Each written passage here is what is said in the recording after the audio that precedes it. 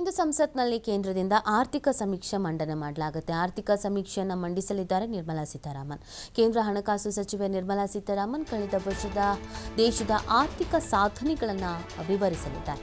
February 1ರಂದು Nirmala ಸೀತಾರಾಮನ್ರಿಂದ budget ಮಂಡನೆ ಮಾಡಲಾಗುತ್ತೆ. ಅದಕ್ಕಿಂತ ಮುಂಚಿತವಾಗಿ ಇವತ್ತು ಸಂಸತ್ನಲ್ಲಿ ಕೇಂದ್ರದಿಂದ ಆರ್ಥಿಕ ಸಮೀಕ್ಷೆಯನ್ನು ಮಂಡನೆ ಮಾಡಲಾಗುತ್ತೆ. ಆರ್ಥಿಕ ಸಮೀಕ್ಷೆಯನ್ನು ಮಂಡಿಸಲಿದ್ದಾರೆ ನಿರ್ಮಲಾ ಸೀತಾರಾಮನ್. ಅಂದರೆ ಕೇಂದ್ರ ಹಣಕಾಸು ಸಚಿವೆ ನಿರ್ಮಲಾ ಸೀತಾರಾಮನ್ ಅವರು ಕಳೆದ ವರ್ಷದ ದೇಶದ ಆರ್ಥಿಕ ಸಾಧನೆ, ನಾವು ಏನೆಲ್ಲ ಮಾಡಿದ್ದೀವಿ, ಎಷ್ಟೆಷ್ಟು ಹಣ ಅಂತ ಎತ್ತಿಟ್ಟಿದ್ವಿ, ಸೊ ನಮಗೇನೇನು ಲಾಭ ಆಗಿದೆ, ನಾವು ಯಾವ ಪ್ರಮಾಣದಲ್ಲಿ ಅಭಿವೃದ್ಧಿ ಆಗಿದ್ದೀವಿ, ಸೊ ಅಪ್ಡೇಟ್ ಆಗಿದ್ದೀವಿ, ಆರ್ಥಿಕವಾಗಿ ಮಾಡಿರುವಂಥ ಸಾಧನೆಗಳಿಗೇನು, ಪ್ರಾಫಿಟ್ ಏನು, ಸೊ ಇದೆಲ್ಲದರ ಬಗ್ಗೆಯೂ ಕೂಡ ವಿವರಣೆಯನ್ನು ನೀಡಲಿದ್ದಾರೆ. ಕೇಂದ್ರ ಹಣಕಾಸು ಸಚಿವೆ ನಿರ್ಮಲಾ ಸೀತಾರಾಮನ್ ಅವರು ಕಳೆದ ವರ್ಷದ ದೇಶದ ಆರ್ಥಿಕ ಸಾಧನೆಗಳ ವಿವರಣೆಯನ್ನು ನೀಡ್ತಾರೆ. ಫೆಬ್ರವರಿ 1ಕ್ಕೆ ನಿರ್ಮಲಾ ಸೀತಾರಾಮನ್ ಅವರಿಂದ ಬಜೆಟ್ ಮಂಡನೆ ಇದೆ. ಅದ್ರ ಬಗ್ಗೆನೂ ಸಹಜವಾಗಿ ನಿರೀಕ್ಷೆಗಳನ್ನು ಇಟ್ಕೊಂಡು ಕಾಯಲಾಗ್ತಾ ಇದೆ.